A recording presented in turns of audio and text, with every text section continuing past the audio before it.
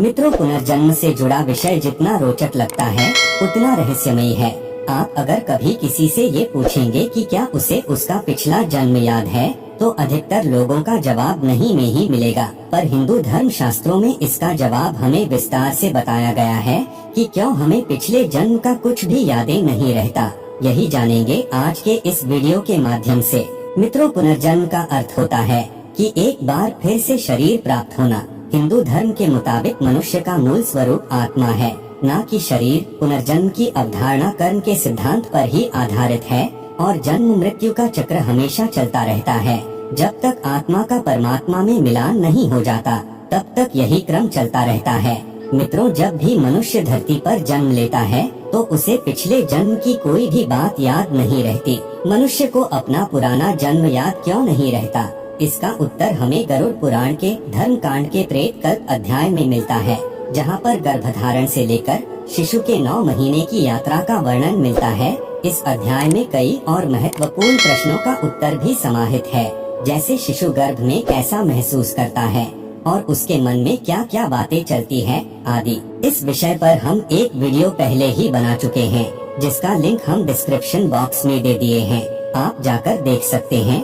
मित्रों, यहाँ सबसे दिलचस्प तथ्य ये है कि गर्भस्थ जीव को अपने पुराने जन्म का ज्ञान होता है और गर्भ के अंदर शिशु के मन में बहुत कुछ चलता है। वहाँ वह अपने पिछले जन्म को याद करता है और उम्र समाप्त होने पर शरीर का परित्याग करके ये सुनिश्चित करता है कि अब वो दूसरी योनि में आ चुका है। पहले वो सरक कर चलने वाला सर्प, फिर मच्छर और फिर उसके बाद अब्र नामक पशु बना था अथवा जंगली सुअर की योनि में प्रविष्ट हुआ था। फिर गर्भस्थ शिशु को याद आता है कि उसने पिछले जन्म में कई दुखों, कष्टों और संघर्षों के साथ धन को एकत्रित किया था, लेकिन जिस अभिलाषा के साथ उसने यह सारा धन इकट्ठा किया, वो उसका इस्तेमाल भी ठीक से नहीं कर सका। फिर उसको याद आता है कि उसने भगवान की पूजा अर्चना भी ठीक से नहीं की, इसीलिए वो भगवान से प्रार्थना करता है कि हे प्रभु, जब जन्म के बाद मुझे पुनः मृत्यु को ही प्राप्त होना है, तो फिर मेरा जन्म क्यों हो रहा है? अगर संभव हो तो मुझे इस जीवन मृत्यु के चक्कर से मुक्त करे। इसी पुराण में आगे बताते हुए भगवान विष्णु गरुड़ को कहते हैं कि माता के गर्भ में पल रहा शिशु ईश्वर से ये कहता है कि मैं इस गर्भ से अलग नहीं होना चाहता, क्योंकि बाहर वही सांसारिक दुनिया है जहाँ मुझे पाप कर्म करने पड़ेंगे। इस कारण बड़े दुख से व्याप्त हो, फिर भी दुख रहित होकर आपके चरण का आश्रय लेकर मैं आत्मा का संसार से उद्धार करूँगा। माता के गर्भ में पूरे 9 महीने शिशु भगवान से यही प्रार्थना करता है, लेकिन यह समय पूरा होते ही 6 माह के बाद शिशु का मस्तक नीचे की ओर तथा पैर ऊपर की ओर हो जाते हैं।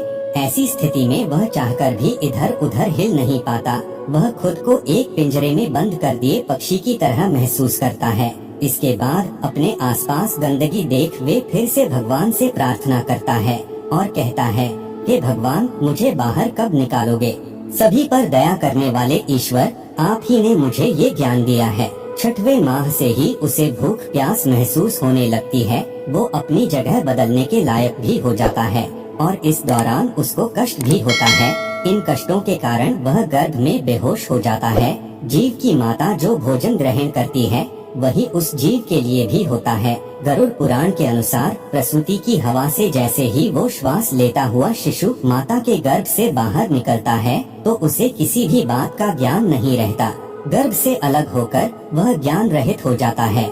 इसी कारण जन्म के समय वह रोता है और अंत में भगवान विष्णु पक्षीराज गरुड़ से कहते हैं कि यही कारण है कि गर्भ में पहुंचकर जो जीवात्मा जैसा चिंतन करती है, शरीरधारी मनुष्य वैसे ही जन्म लेकर बालक, युवा और वृद्ध होता है। गर्भ में सोची गई बात संसारिक व्याह मोह के कारण विस्मृत हो जाती है। इसी कारण आपको पिछले जन्म का कुछ भी याद नहीं रहता। पूर्व जन्म में कुछ भी याद ना रहे, इस कारण हिंदू धर्म में कपाल क्रिया भी की जाती है। इसमें शव को मुखाग्नि देने के करीब आधा घंटे बाद एक बांस में लोटा बांधकर शव के सिर पर घी डाला जाता है, जिससे पूरा सिर जल जाए। मित्रों, ऐसा भी मानते हैं कि अगर ये कपाल क्रिया न की जाए तो अगले जन्म में पिछले जन्म का सब कुछ याद रहता है। वैसे तो वैज्ञानिकों के बीच आत्मा और पुनर्जन्म जैसे विषय को लेकर मतभेद हैं, जहां एक पक्ष पिछले जन्म को सिरे से खारिज करता है, वहीं एक पक्ष आत्मा को एक ऊर्जा के रूप में स्वीकार करता है उसके मुताबिक पिछले जन्म की बातें याद ना रहने का एक केमिकल कारण है। तो मित्रों, हम उम्मीद करते हैं कि आपको हमारी यह वीडियो जरूर पसंद आई होगी। वीडियो को लाइक करके चैनल को सब्सक्राइब कर लीजिए। धन्यवाद।